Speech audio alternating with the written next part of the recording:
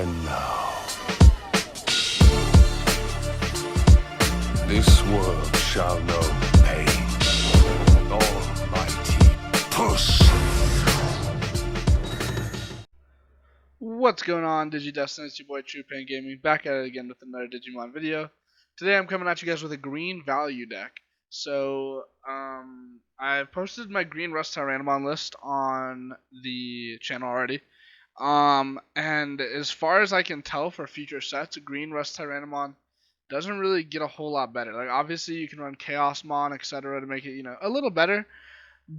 But it doesn't get cards that directly help the strategy. But so this deck will be going forward, fully upgradable, all that. Green value is the typical green build you'll see played in Japan, and probably the feature sets from now on.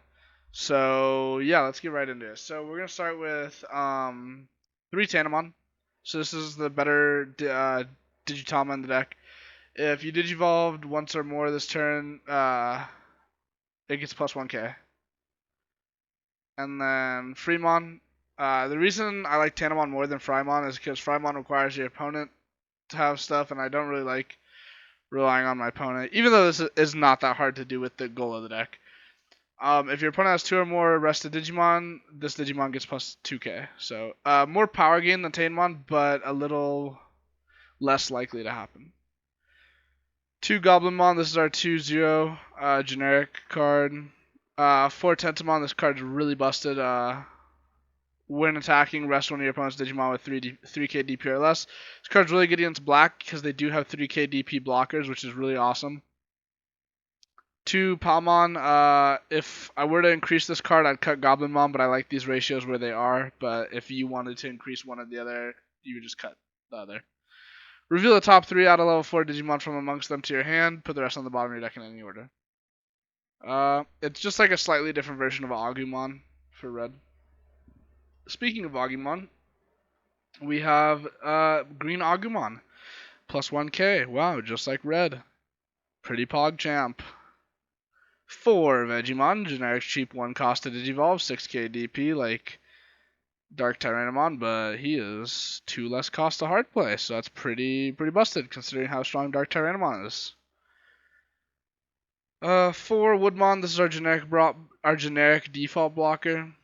3 Kabuterimon. This card's really cool for every one of your opponent's Digimon rested. This Digimon gets plus 1k DP. So your Digimon can just get really thick. Really easy. 3 Okawamon. This card is pretty cool. I liked him better in Rust Tyrannomon. In this build, the only reason we played is because there's nothing better till the next set. But if this Digimon destroys your opponent's Digimon in battle, you get plus 1 memory. 4 Lilymon. This is a card we didn't run in Rust Tyrannomon because it didn't really help the strategy. But in this build, this card is goofy. When attacking, rest one of your opponent's Digimon without blocker. That is pretty strong. For no reason, you can rest stuff. 1 Cherrymon. Just because I don't really know how I feel about the level 5 blockers. Especially in this deck where I want to Digivolve a lot. So just one of him. Just for an extra blocker. 3 Titamon. This card's the boss of the deck. You'll have probably seen a lot of green decks that run Titamon as their boss monster, and this is our Titamon, so you run 3 of it. It's pretty simple. 2 Rosemon. When one of your opponent's Digimon attacks the player or the security, if this Digimon is rest one of your opponent's Digimon. So it's a free rest after it attacks. It's really cool. I think this card's really awesome and has cool interactions. 4 Puppetmon. You could argue cut this carding down to 2 or 3 to increase your Titamon or your Rosemons, but I think it's fine at 4 because it's a really strong like hindrance card. It's just when played, rest one of your opponent's Digimon during your opponent's next active phase. All of your opponent's Digimon cannot be made active, and then when attacking, get plus 1 memory. So it's just a really cool card. You don't really want to Digivolve into him. You pretty much just want to hard play him. So 4 Flower Cannon, one of the best option cards in the game. Main effect, rest one of your opponent's Digimon for 2 costs, so you can use that on blockers. Security effect does rest all of your opponent's Digimon without blocker. So if they check this with a full unrested board,